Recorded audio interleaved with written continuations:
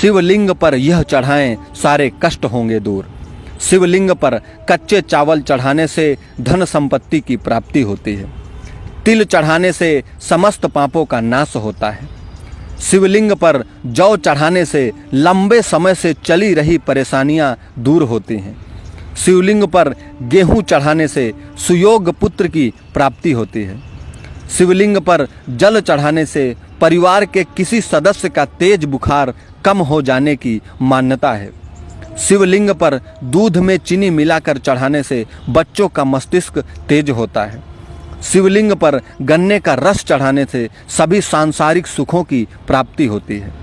शिवलिंग पर गंगा जल चढ़ाने से मनुष्य को भौतिक सुखों के साथ साथ मोक्ष की प्राप्ति होती है। शिवलिंग पर गाय के दूध से बना शुद्ध देसी घी चढ़ाने से शारीरिक दुर्बलता से मुक्ति मिलती है।